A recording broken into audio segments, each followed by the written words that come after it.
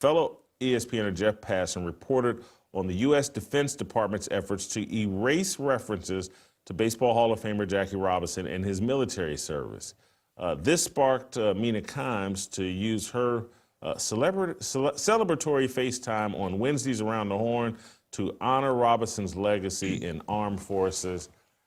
Look, there's a push against DEI initiatives going on throughout all these government institutions since Donald Trump got elected, and Pete Hegseth and Elon Musk and J.D. Vance and all the right-minded people are like, hey, man, we got to get this DEI stuff out of here.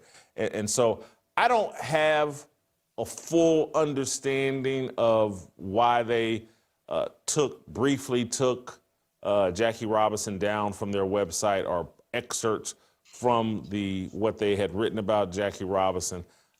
I tend to think it's not for these evil purposes and to erase history and to run from racism or the past. It's probably like, hey, man, what Jackie Robinson did over in baseball and breaking the color barrier didn't have a lot to do with his military service. And we're not going, I think the government put out a statement like, hey, these immutable differences, we're trying not to highlight and focus on them. And so all this, hey, they're the first black person to do this or black person to do that, they're just not into. It's like, hey, we're all human beings. We're all part of the American family. Jackie Robinson's another American that served his country, accomplished something great in sports, accomplished something great in life. We're not going to fixate on the race deal. Mina Kimes had this retort on Around the Horn. Let's play the clip.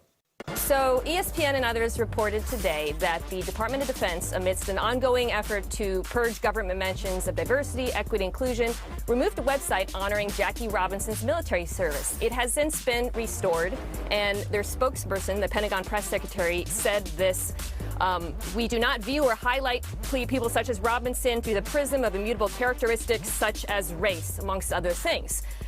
So, look, Jackie Robinson was known for many things, but above all, first and foremost, it was his ongoing courage in the face of racial discrimination. In fact, in addition to crossing the color barrier in baseball, he served in a segregated unit in the Army, and in one instance refused to move to the back of the bus, was arrested and acquitted.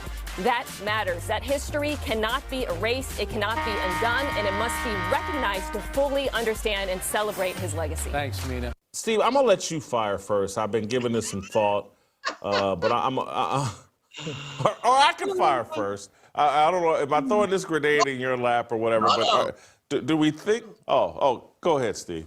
Go ahead. I mean, look, I'm gonna let this be Asian on Asian crime before I hop in. Go ahead. I mean, the whole Korean-black relationship's been up and down, and obviously, she sealed her invitation to the cookout. She's good, right? Yeah, I find it interesting. She gets back into politics again, which is seemingly her habit. I have a question. She needs to get back to addressing Karen Bass and her job performance before she starts making political statements. I mean, she openly campaigned for the woman, who, by the way, I think is the ultimate DEI election. And so you need to address that before we get into American history. I don't understand the uproar, but I get it. They're liberals. And this is the philosophy of grievance. But if it's restored, what's the problem? I think look, she has to take a position. And then a lot of this is virtue signaling as if to say, look, I'm one of the good ones. I'm on your side. I get it. This is what ESPN does. And I think, if I'm not mistaken, Around the Horn has recently been canceled, has it not? I think this was exhibit 3,845 reasons why. That's the latest one. This is all par for the course going on there at ESPN.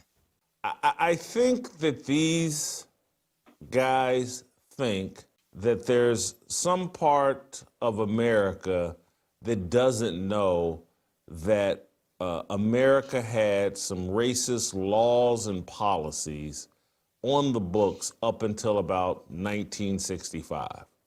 And I don't, and that it had some customs and traditions where, that imposed segregation and Jim Crow laws, and that, hey, black guys couldn't play in Major League Baseball. And if we don't keep that front and center, people will forget that ever happened.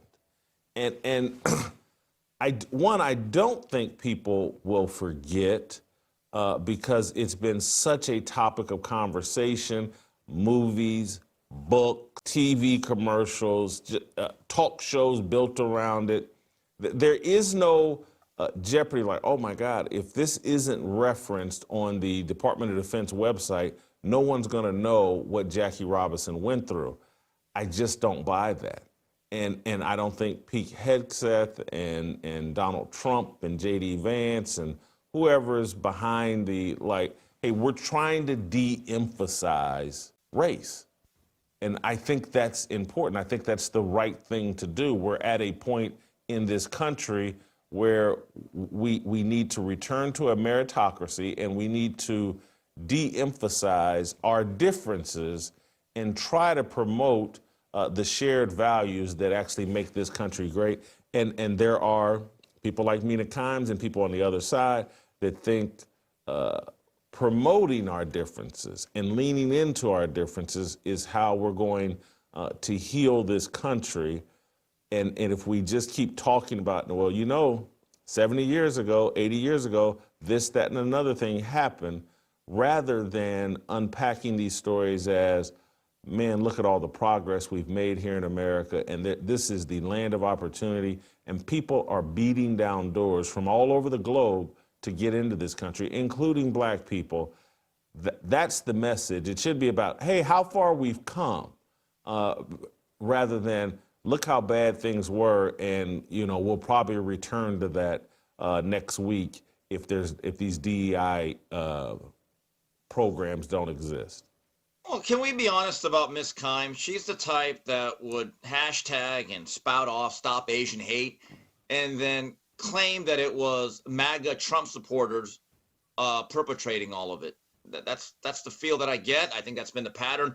But can we be honest about it? For all these years, when there were statues of Confederate generals, right, and all these other dastardly old white guys that helped build this fine country of ours, did it really impact our lives that they had monuments built to them to honor whatever contributions they made to that region or the country as a whole?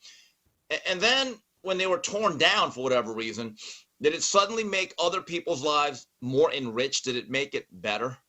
So the question that I would have is, I related to all this. So let's say when the Jackie Robinson passages and the like were expunged for a short period, did anyone's lives or fortunes in their current condition, did it get any better or any worse? And now that it's back, now that it's restored, is it suddenly a victory for the civil rights movement of the 21st century? Again, a lot of this is just broadcast virtue signaling and nothing more.